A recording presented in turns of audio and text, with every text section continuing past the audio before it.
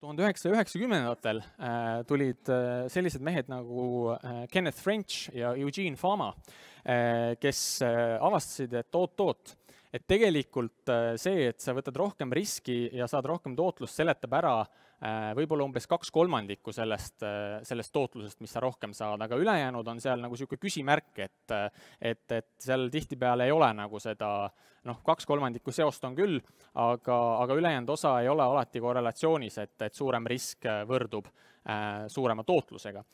Ja nemad avastasid, et on veel mõningad faktorid ja nüüd me jõuame tegelikult nagu, kuna beeta on nagu see risk ise põhimõtteliselt ja turu keskmine, siis me jõuame nüüd nende faktoriteni, nende omadusteni, mis annavad turul mõningase eelise. Või vähemalt ajalooliselt on seda teinud ja on mingit põhjust arvata, et see võib ka tulevikus nii olla. Fama ja French esimene faktor, mille nad lisasid 2 faktorit sellele beeta mudelile. Esimene neist oli suurus. Ehk põhimõtteliselt nad avastasid, et väiksemad ettevõtted kipuvad turgu ületama. Mida siis teha saab, on see lihtsalt, et osta väiksemaid ettevõtteid ja müü suuremaid ettevõtteid. Ja tee seda süstemaatiliselt ja teenid turu keskmisest rohkem. Aitäh! No, peaaegu tegelikult nii lihtne ongi, aga no, ma saan aru, ma pean natuke seda teemat avama hea meelega, et milline see näitaja on siis? Tegelikult ettevõtte suurus on turukapitalisatsioon ehk ettevõtte turuväärtus. See on põhimõtteliselt see, et kui aktsia hind on 5 ja ettevõtte on emiteerinud 1 000 000 aktsiat, siis on turukapitalisatsioon 5 korda 1 000 000 ehk 5 miljonit. Ja siis see väike ettevõte potentsiaalselt võiks siis teha suuremat tootlust kui mingisugune ettevõte, millel on võib-olla 10 miljonit aktsiat ja väärtus on 500 eurot aktsia kohta ja selle turuväärtus on 5 miljardit. Et selline tendents on avastatud, kuidas seda investeerimisest saab seda loogikat rakendada. Kõige klassikalisem, ma olen siin toonud, ma seda seletan ka kohe, et selline võimalus näiteks, et võtad, kõigepealt sa pead välja valima mingisuguse turu, eks ole, võtad näiteks USA turu, võid võtta mingisuguse indeksi sealt, näiteks kõige suuremad ettevõtted, SP500 indeks, ja võtad need 500 ettevõtted endale vaatluse alla. Ja siis sa ostad aasta alguses 10% kõige väiksemaid, et sa ostad endale portfelli 50 kõige väiksemat aktsiat sealt indeksist.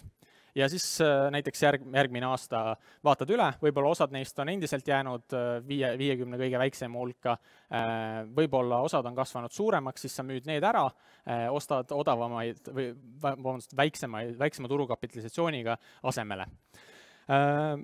Võib olla kahtlemata üsna tülikas, 50 tehingut, küllaltki suured tehingukulud, et see ongi nagu faktori investeerimise selline väikeinvestorile nagu mõnevõrra takistav tegur, et päriselt nagu üksikaktsiatega seda teostada on väikeste summadega peaaegu võimatu, aga on teatud meetodid. Et näiteks üks võimalus, mida veel saab teha, on osta small cap ehk small capitalization indeksit, et kui S&P 500 hõlmab endas 500 suurimat USA ettevõtet, siis näiteks Russell 2000 hõlmab endas põhimõtteliselt siis mitte kõige väiksemaid, aga sisuliselt 1000 esimest kuni 3000 ettevõtet ja ta on juba nagu suuruselt oluliselt väiksemad ettevõtted. Ja seda, miks need asjad nagu toimivad, me natuke vaatame ka lõpuks, aga üldine põhimõte, eks ole, et nad ei ole nii fookuses, sul ei ole nii palju investoreid, kes on sinna sisse raha pannud, kes on juba ajanud hinna kõrgeks võib-olla.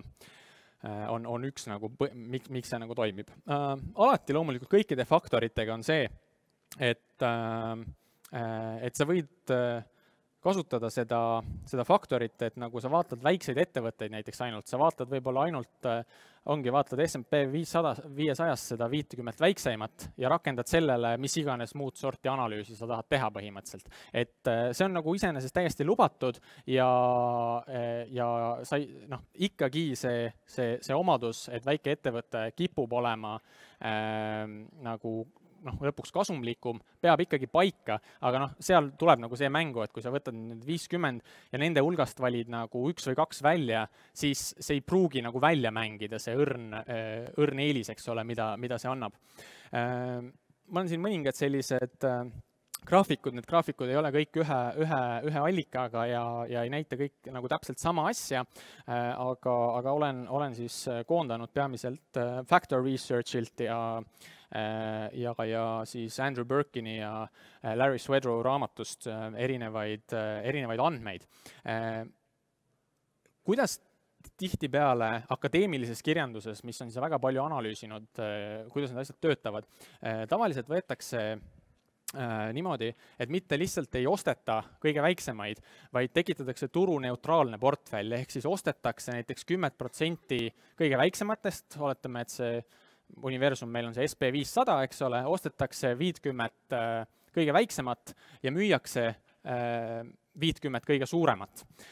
Ja see tekitab selle olukorra, kus me kaotame ära selle exposure'i nii-öelda nagu sellele beetale ehk sellele puhtale riskifaktorile ja me vaatame ainult seda, kuidas see põhimõte toimib, et väiksed on paremad kui suured.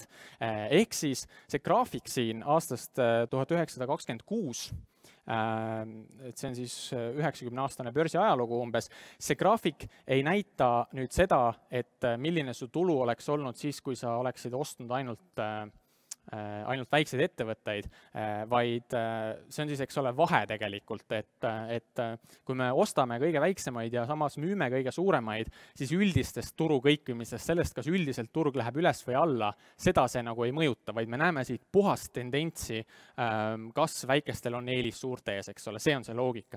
Ja me näeme, et erinevatel perioodidel on see väga erinevalt käitunud, aga pikas plaanis on väikestel ettevõtetel olnud teatav eelis. Tabelis on samamoodi siin 1927 kuni 2015 vaadatud natuke teise loogikaga, ostetud on 30%, et sul on kogu aeg portfellis 30% kõige väiksemaid ettevõtteid ja sa samal ajal nagu müüd lühikeseks 30% kõige suuremaid ja suurusfaktori aastane preemia on olnud 3,3%. Kuidas seda nüüd vaadata tuleks? See 3,3% on siis realiseerunud, 3,3% aastas, on realiseerunud siis, kui sa kasutad seda turuneutraalset strateegiat. Nüüd selleks, et saada, et kui ma tegelikult investeerin nagu turuga kaasa, et mul on turu suhtes ikkagi beta suhtes nagu kogu aeg selline ostupositsioon, eks ole, ehk siis tavaline nagu osta ja hoia strateegia, kuhu me lihtsalt rakendame seda meetodit, siis see number tuleb enam-vähem 2-ga jagada. Et sisuliselt me võtame nagu selle poole ära siit ja tegelikult saame nagu seda, et kui me ei ole mitte turuneutraalsed, vaid läheme ikkagi kogu aeg nagu aktsiaturgude selle riski ja pikaajalise tõusuga kaasa, aga lihtsalt kõige väiksemate ettevõtetega, siis umbes 3,3 pooleks, saame seal mingisugune 1,6–1,7%, mille justkui võiks siis sellele 8,8-le nagu praktiliselt nagu otsa liita. Mõtteliselt, ta ei lähe muidugi täpselt pooleks, sellepärast, et vahel on nii, et need müüdud ettevõtted annavad nagu suuremat kasumit kui ostetud, aga laias laastus, et nendele üksikutele numbritele ei ole siin kuskil vaja nagu liiga palju tähelepanu pöörata, sest need ajas niikuinii kogu aeg muutuvad, aga tendentsid on olulised. Mida siit veel võib vaadata võib-olla on ületootluse tõenäosus, ehk siis põhimõtteliselt see, et kui paikapidav, kui stabiilselt see strateegia töötab. Ja siin me näeme, et nagu üheaastases perspektiivis on alati, siin nagu ma selle mündiviske näitega, eks ole, näitasin, et umbes 60%, et ühe aastaga ongi nagu see, et see vabalt võib olla, et te investeerite kõige väiksematesse ettevõtetesse ja noh, umbes 40% tõenäosusega te kaotate sellega turule. Aga mida ajas edasi, noh, seda loomulikult paremini see loogika töötab, samamoodi nagu lihtsalt aktsiaturgudele investeerides on see, et igal üksikul aastal on nagu noh, päris 50-50 ei ole, eks ole, aga on väga selgelt nagu 30-40% võib-olla tõenäosus, et te võite miinusesse ühe aastaga jääda. Pikaajaliselt on tõusutrend ja noh, ütleme siin 20 aastat investeerides on 86% ajast väiksemad ettevõtted kasumlikumad. Ja noh, te võite jällegi sattuda kogemata nagu selle olukorra otsa, kus satute selle 14% otsa, et sellel perioodil, kui teie investeerite parasjagu, on suuremad ettevõtted kasumlikumad. Noh, võib ju juhtuda, eks ole, aga noh, see ei tähenda, et ei peaks nagu, et 86 on ikkagi nagu suurem kui 14 ja pigem ta annab eelise, kui et ei anna ja päris tugevalt pigem.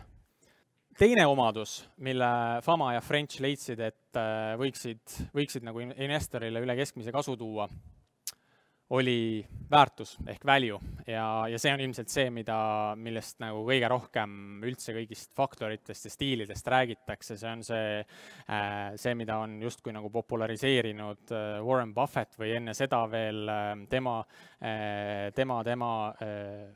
õpetaja ja mentor Benjamin Graham ja see on siis see väärtusinvesteerimine. Ehk siis põhimõtteliselt odavate väärtussuhtarvudega ettevõtted kipuvad turgu ületama. Mida saab siis teha, on osta madalamate väärtussuhtarvudega ettevõtteid ja noh, siis sulgudes, kui te tahate turuneutraalsust, ehk siis nagu seda beetat üldse mitte, siis võite ka müüa kõrgemate väärtussuhtarvudega ettevõtteid, mida vahel nimetatakse, noh, et kui nii-öelda nagu heade väärtussuhtarvudega on value, siis vastupidi väga halbade, väga ülehinnatud suhtarvudega nimetatakse glamour aktsiateks, mis ei ole nagu siis selles mõttes positiivse konnotatsiooniga sõna siin. Nüüd, noh, ütleme, kui suuruse puhul on üks nagu suhteliselt konkreetne näitaja on turukapitalisatsioon, siis väärtuse puhul on võimalik nagu väga palju erinevaid asju võtta, et mida ma siis nagu väärtuse all silmas pean. Et noh, klassikaliselt, tähendab üldiselt nagu alati need metrikud põhinevad ühel loogikal, et sul on üleval mingisugune hinnaparameeter,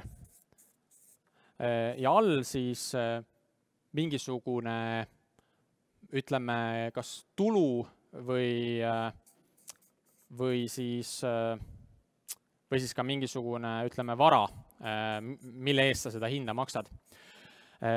Ja noh, siin enim levinud kõigepealt nagu akadeemiline kirjandus Fama ja French, vabandust, ma ei tea, miks see sinna niimoodi tekib, aga Fama ja French kõigepealt rääkisid price to book suhtarvust, ehk siis põhimõtteliselt price on loogiline aktsia hind, book on aktsia book value, ehk siis põhimõtteliselt raamatupidamislik väärtus, mida võib leida ettevõtte bilansist oma kapitali realt, et oma kapital on see siis tegelikult, et kui te üksikaktsiaid lähete nende faktorite või omaduste põhjal valima, siis saate võtta ettevõtte majandusaasta aruande, leida sealt, noh, seal on üldiselt majandusaasta aruandes on kolm põhilist nagu osa või sellist tabelit on kasumiaruanne,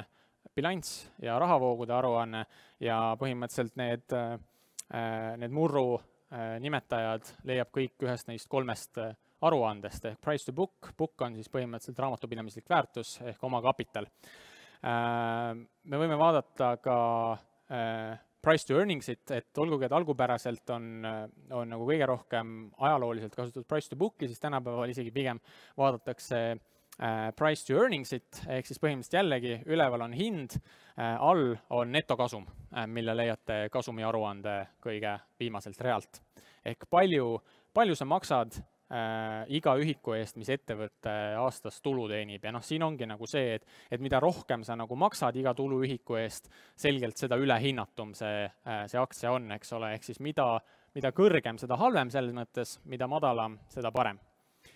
Ja siis on siin erinevaid ka selliseid rohkem nagu rahavoogudega seotud nagu price to free cash flow, ehk siis see on siis hind jagatud vaba rahavooga, mida leiab rahavoogude aruandest ja nii edasi, et ma arvan, et kõigidesse neist ei ole mõtet nagu sisse minna. Price earningsi juures mul on välja toodud price earningsiga seotud näitaja KAPE ehk cyclically adjusted price earnings, mis on tegelikult selline pikaajaline price earnings, mis võtab arvesse mitte ainult viimase aasta kasumit, vaid viimase 10 aasta keskmist kasumit ja seda kasutatakse nagu selleks, et väga, väga pikaajaliselt saada aru valuatsioonidest ehk nagu nendest väärtusnäitajatest pikaajalise investeerimise puhul või ka üldisest majanduse olukorrast arusaamise puhul. Aga need on näitajad, kuidas saab rakendada, on näiteks osta võrdselt kõiki aktsiaid 10% madala, sellest hulgast, kus on siis 10% madalama PE-ga. Jällegi, kui teie üldine loogika on investeerida näiteks Euroopa ettevõtetesse, börsiettevõtetesse, võtate aluseks näiteks Stocks Europe 600 indeksi, siis võtate sealt, sorteerite näiteks price earningsi järgi, vaatate, millisel 60 neist on kõige madalam PE ja ostate neid kõiki või osta 60, võib-olla ostate 30 nagu 5% kõige madalamat. Teine võimalus jällegi, et ei peaks üksikaktsiaid ostma, on olemas siis ka faktorite ETF-id, kus jällegi ETF on siis ju väärtpaberite kogum ja millesse ühe ostuga saad siis terve väärtpaberite kogum endasse ja on olemas ETF-ide pakkujaid, kes konkreetselt siis juba seal fondis sees mingite algoritmide alusel siis valivad välja kõige parema selle faktoriga, antud juhul value faktoriga ettevõtteid. Et investeerite, ma pärast näitan neid ETF-e ka. Mida veel saab teha näiteks, on lihtsalt vaadata odavamate riikide poole. Näiteks puhtalt selle sama KAPE suhtarvu põhjal on näiteks minu meelest USA turg suhteliselt ülehinnatud.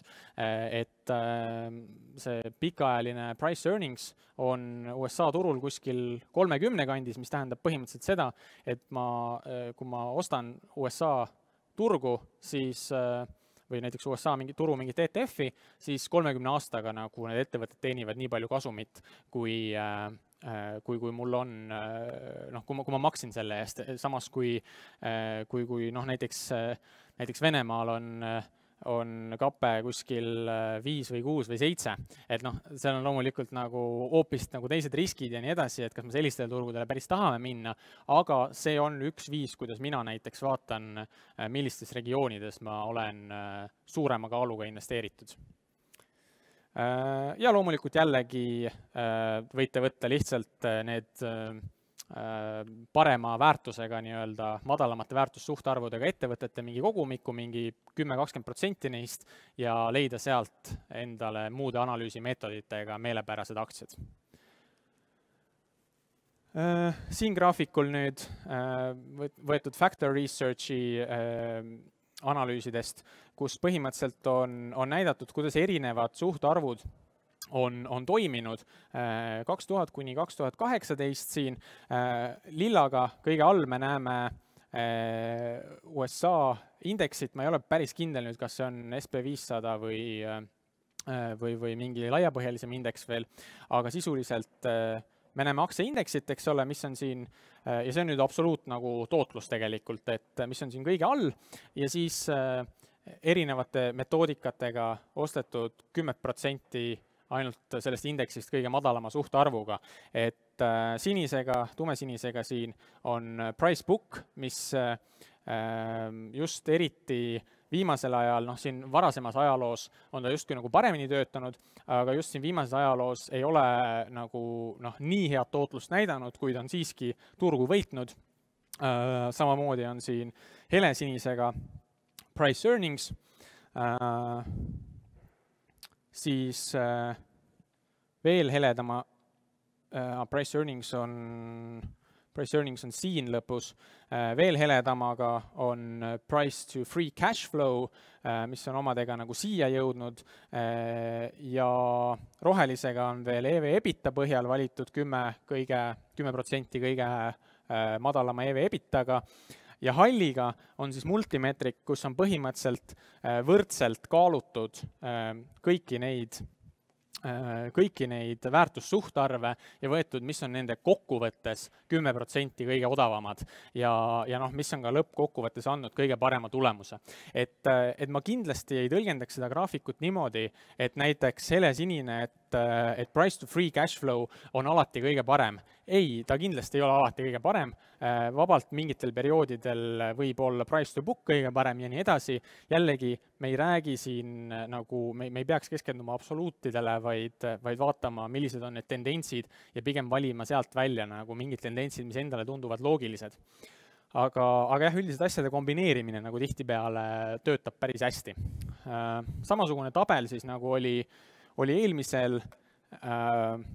eelmise faktori juures, kus on siis ostetud, kogu aeg hoitud portfellis 30% madalaima price bookiga ettevõtteid ja oldud lühike siis vastavalt 30% kõrgeima price bookiga, jällegi peaaegu 100-aastane ajalugu, aastane keskmine siis preemia või lisatulu sellest on põhimõtteliselt olnud siis 4,8%. Ehk siis jällegi, kui me selle poole siit ära jätame, selle müügi poole ja hoiame ainult seda ostupoolt, siis üldiselt võime enam-vähem pool sellest ehk 2,4% loota sellele turu keskmisele, mis on näiteks see 8,8%, mida me alguses vaatasime, sellele nagu lisaks. Mis me näeme, siis on 100-aastase perioodi jooksul päris suur vahe selle ja näiteks selle vahel. Ja siin on ka see, et 94% ajast on 20-aastases perspektiivis parema väärtusega ehk madalamate väärtussuhtarvudega ettevõtted võitnud kõrge väärtussuhtarvuga ettevõtteid. Niisiis, kui Markovits väitis 50-ndatel, et risk on ainus asi, mis määrab ja see seletab kõik ära, eks ole, siis Fama French leidsid, et ei, et see seletab ainult 2/3 ja nad lisasid suuruse ja väärtuse suhtarvud. Ja nad jõudsid selle mudeliga sinnamaale, et kokkuvõttes need esimesed 2 pluss beta faktorid seletasid ära umbes 90% sellest, et miks mingi ettevõte mingit tootlust teeb. 1997. aastal tuli siis William Carhart, kes lisas siia 3. faktori, mis on siis momentum, ehk eesti keelde ma püüdsin seda tõlkida kui hinnainerts, aga kuna see momentum on, minu meelest see kõlab eesti keeles ka nagu päris hästi, siis ja see on nagu sihuke ka erialane termin, siis ma kasutan seda valdavalt, aga põhimõtteliselt tähendab, eks ole, inertsi, see tähendab seda, et puhtalt hinna liikumise põhjal hiljuti head tootlust näidanud ettevõtted kipuvad edaspidi ka turgu ületama. Ehk siis, mida saab teha, on osta väärtpabereid, mis on kõige rohkem tõusnud ja müüa väärtpabereid, mis on kõige rohkem langenud. Ja see on nüüd see, mis tavaliselt tekitab inimestes sellist nagu plokki, et mis mõttes osta kõrgelt ja müü madalalt. Et siin tegelikult alguses, kui arutelust tuli ju ka välja vastupidine loogika, et osta odavalt ja müü või osta madalalt ja müü kõrgelt. Ja see on hämmastav, aga see töötab ja ajalooliselt on see töötanud väga tugevalt. Me vaatame numbreid ka pärast, aga mida siis vaadatakse? Tavaliselt vaadatakse hinnamuutust, ehk siis reastatakse selle järgi, et palju on üks aktsia aasta jooksul tõusnud, palju on teine aktsia ja nii edasi ja ostetakse tegelikult 10% näiteks või 20% või 5% nendest aktsiatest, mis on kõige rohkem tõusnud aasta jooksul. Üks tähelepanek siin, et tavaliselt sellest aastasest tõusust võetakse maha viimase kuu tõus. Seda siis põhjusel, et kui meil on siin ajatelg ja see on nagu tänane päev ja see on siis 12 kuud tagasi, siis seda tootlust vaadatakse, noh ütleme 12 kuud tagasi, seda tootlust vaadatakse tavaliselt 12 kuud tagasi kuni 1 kuu tagasi, et seda vahemikku, kui palju on aktsia siis protsentuaalselt tõusnud või langenud. Seda sellepärast, et lühiajaliselt kipub aktsiatel olema teatav mean reversion ehk siis see, mis nagu järsult mingi asja peale tõuseb, võib sama järsult alla tagasi kukkuda, ehk siis see viimase kuu nagu need ekstreemsed liikumised võetakse välja ja vaadatakse, mis asjad on üldiselt tõusutrendis. Sellepärast, et asjad, mis on tõusutrendis, pigem kipuvad seda tõusutrendi jätkuma. Need, mis on edukad, ka elus ilmselt, et mis on edukas, jätkab olemist edukas ja mis ei ole nii edukas, siis jätkab langemist aktsiaturgudel ja loomulikult mingi hetk see trend muutub, aga need trendid nagu kindlasti, matemaatika, eks ole, statistika näitab, empiirika, et need trendid pigem nagu kipuvad piisavalt kaua jätkuma, et neist teenida kasumit ja mida ütleme veel, kasutatakse hinnamuutuse asemel, on teatavad indikaatorid, näiteks nagu Donchian Channel, mis väga keeruline nimi võib olla, eks ole, aga tegelikult on lihtsalt viimase näiteks aasta kõrgeim hind ja viimase aasta madalaim hind ja põhimõtteliselt kui meil on olnud, jällegi ei pea teadma, soovitan alustada pigem nagu sellest hinnamuutuse asjast, et see on nagu rohkem akadeemilises kirjanduses ja investeerimises kasutatav, indikaatoreid kasutavad rohkem kauplejad, samamoodi asjad iseenesest toimivad, aga põhimõtteliselt, et kui hind on kuidagi niimoodi liikunud, siis viimase aasta kõige kõrgem tase on siin ja siis veel aktsia teeb siin midagi, eks ole, ja siis mingi hetk ta tõuseb siit ülespoole ja see on nagu tegelikult ostukoht, et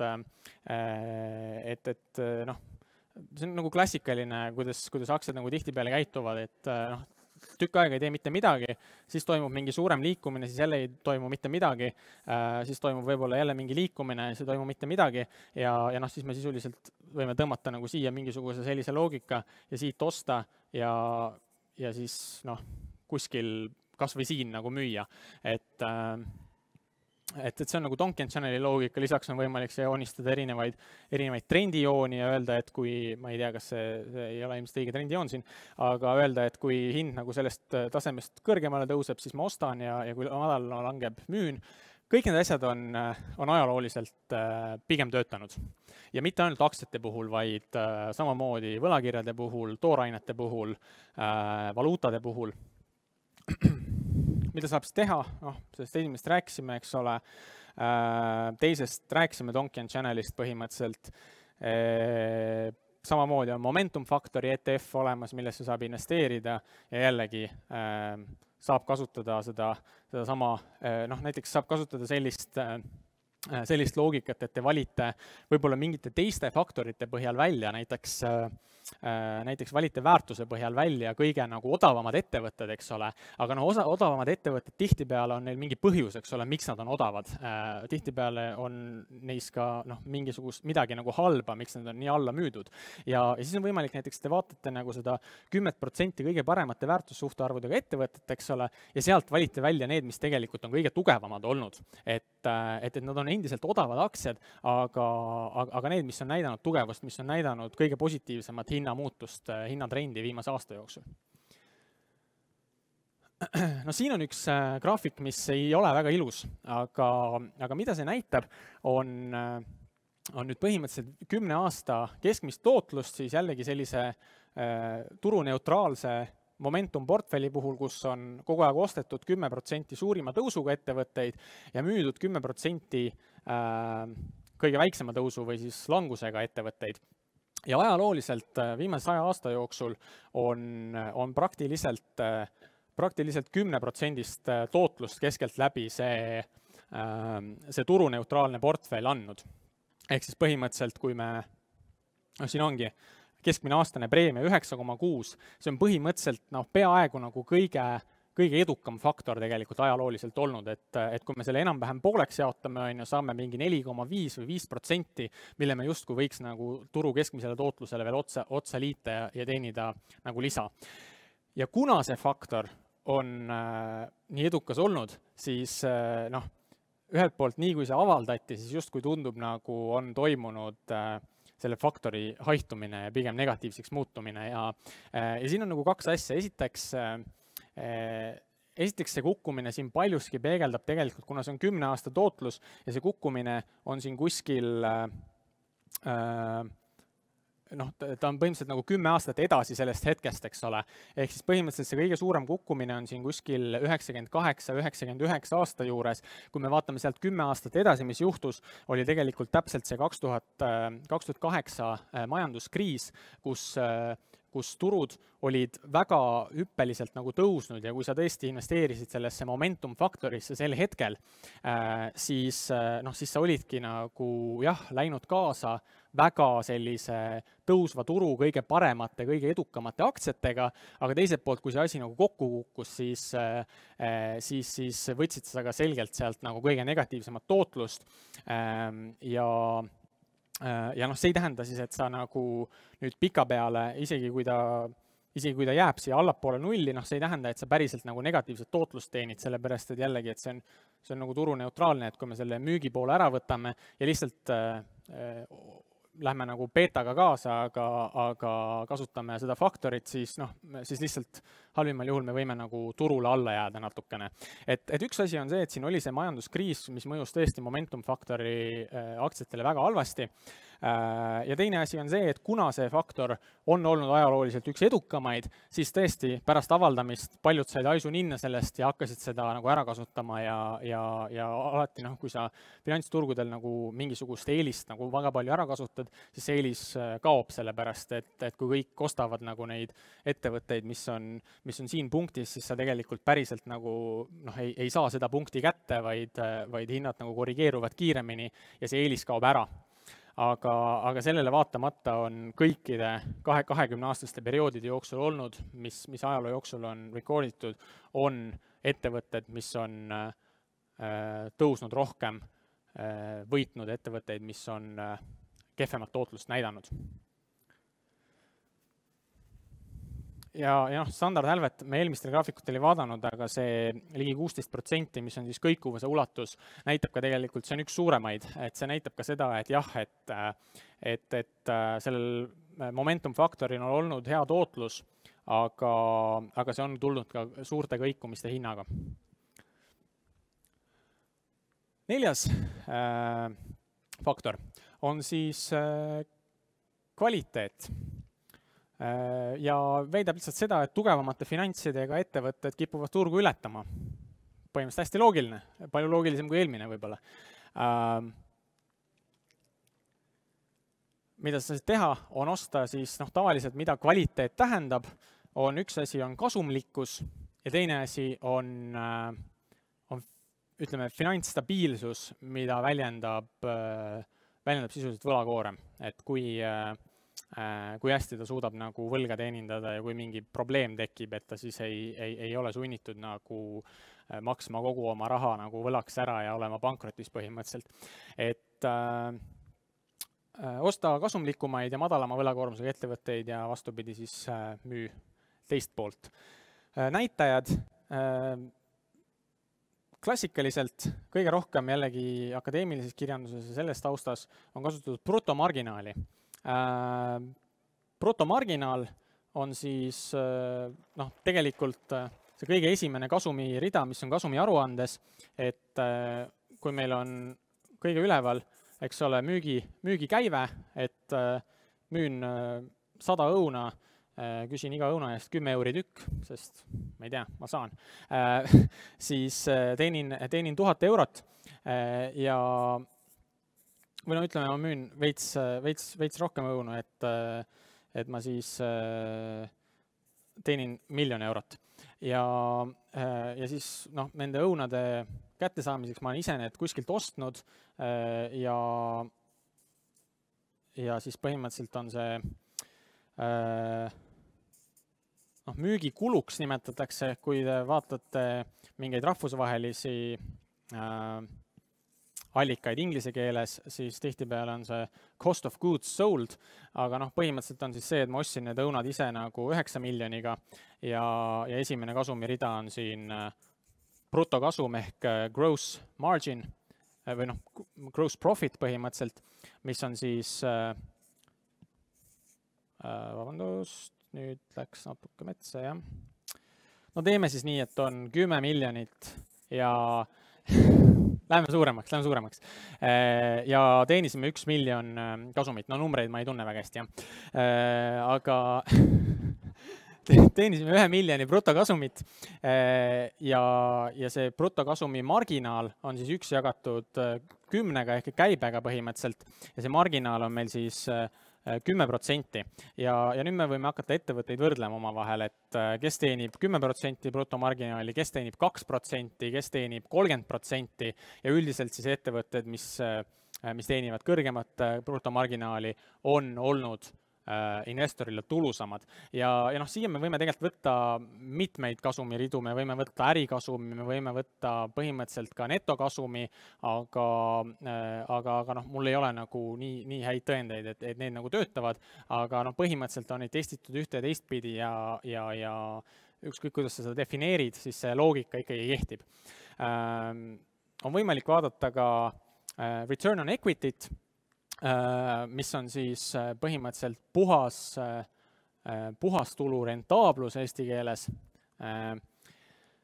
Et kui me siin veel kulutame igasuguse müügi ja ma ei tea, kontori ja erinevate asjade peale veel raha ära, siis lõpus, eks ole, siia kõige alumine rida jääb netokasum ehk inglise keeles net profit. Oletame, et mul kulub siin vahepeal veel 800 000 euri ära ja mulle jääb 200 000 ehk 0,2 miljonit. Ja siis on põhimõtteliselt see, et 0,2 miljonit 10 miljonist on 2%, et netokasum jääb mul siin 2%, mõne ettevõttel jääb 5%, mõnel jääb 15%, jällegi saame reastada selle järgi ja me saame ka jagada selle 0,2 miljonit oma kapitaliga, mis on jällegi bilansis ja saame siis return on equity näiteks, et kui palju põhimõtteliselt see kapital, mis aktsionärid on sisse pannud, raha teenivad.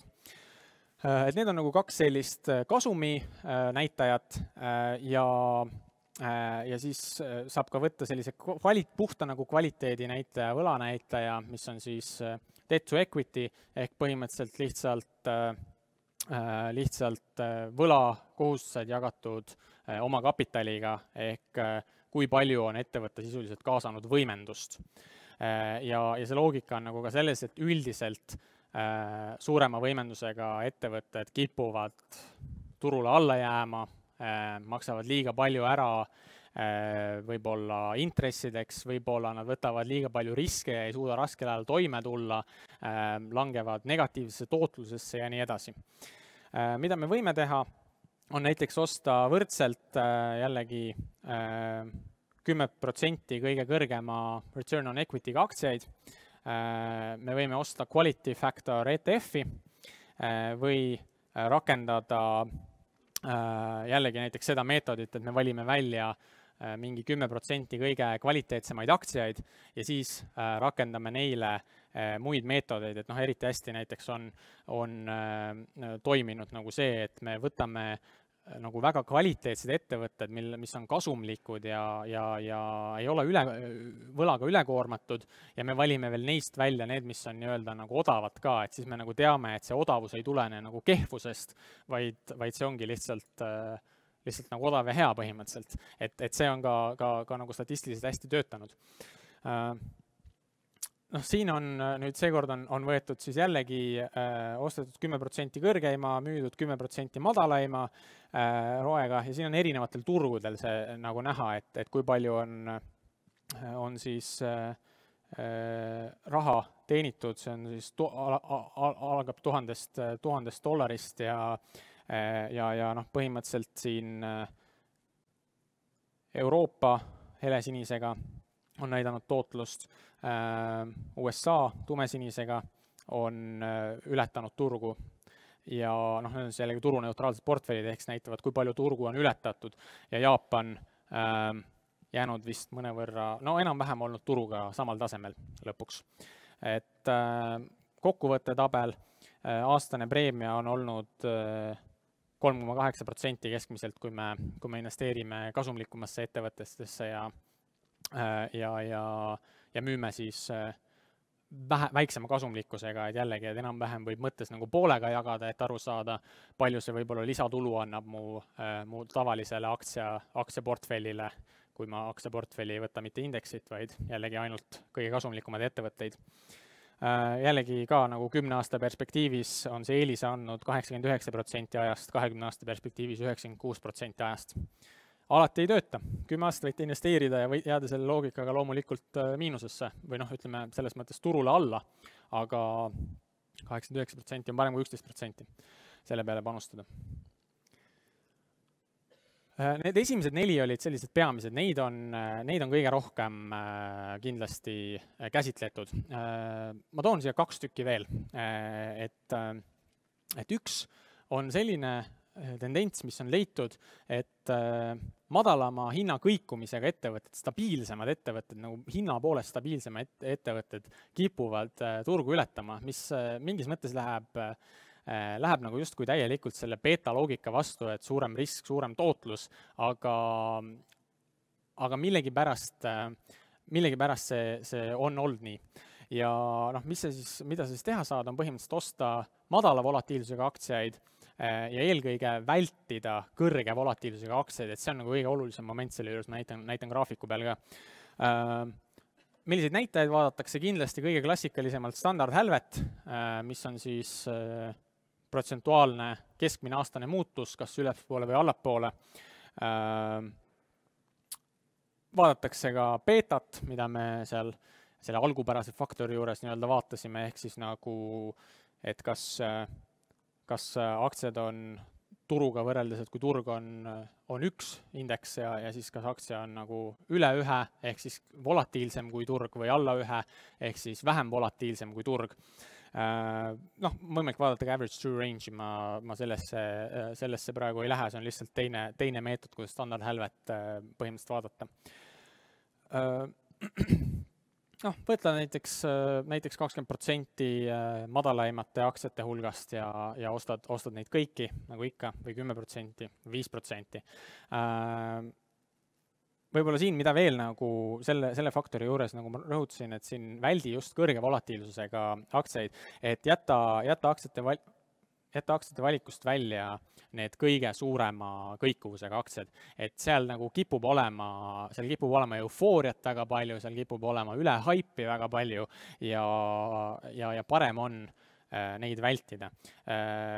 Kui üksikaktsiatesse ei taha või kulude tõttu ei ole mõistlik, siis jällegi minimum volatility factor ETF olemas selle jaoks.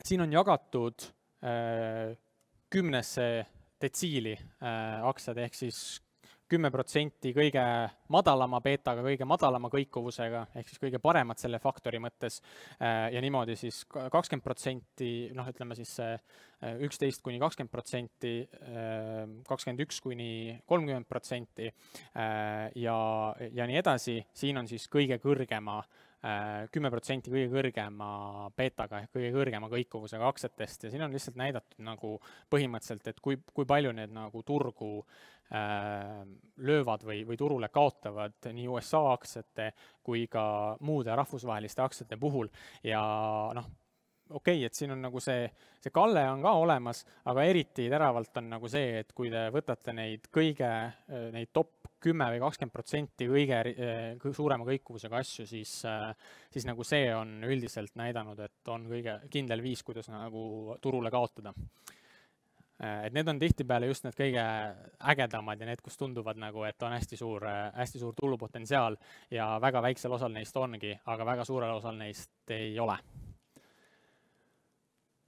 et noh, see nagu ka natuke vastab, noh, nii see kui kvaliteedifaktor natuke vastavad sellele küsimusele, et selle suuruse faktori juures näiteks, et kui väikseks me siis minna saame, eks ole, et kas me lähme siis nagu kasvuettevõtete juurde, startupide juurde, noh, me võime seda alati teha, eks ole, aga võib-olla see ei vasta meie kvaliteedinõuetele, kui ta ei teeni kasumit, eks ole, siis ta ei saa nagu brutokasumis ülemises 10% kuidagi olla, eks ole, ja sama on ka volatiivsusega, et sellised väiksed asjad, noh, väga väiksed asjad tihtipeale kipuvad olema ka väga volatiilsed, mis siis omakorda jälle tekitab ebastabiilsust.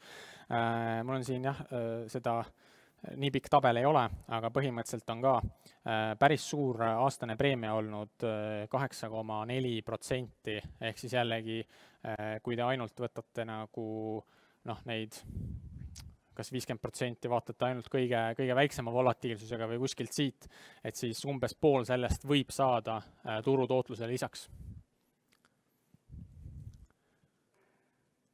Ja kuuendaks, carry on see on carry ja ma üritasin seda väga vägivaldselt eesti keelde tõlkida, ma ei leidnud sellele mõistlikku vastust. Minu meelest leidsin niisugune päris okei sõna hoiutulu. Ma ise olen suht rahul. Aga mis see siis põhimõtteliselt on? Lihtne loogika, et sellised väärtpaberid, mis pakuvad mingisugust passiivset tulu, et mitte lihtsalt see, et sa ostad odavalt ja hiljem müüd kallimalt maha, vaid mis seda hoides annavad ka sulle päriselt nagu mingit rahavoogu. Tihtipeale siis dividenditulu, see võib olla võlakirjadest, mingisugune intressitulu, see võib põhimõtteliselt olla kinnisvarast üüritulu, sellised asjad kipuvad turgu ületama, et siin ma olen toonud näiteks aktsiate puhul osta kõrge dividendiga aktsiaid, või teistpidi võib müüa madala dividendiga aktsiaid.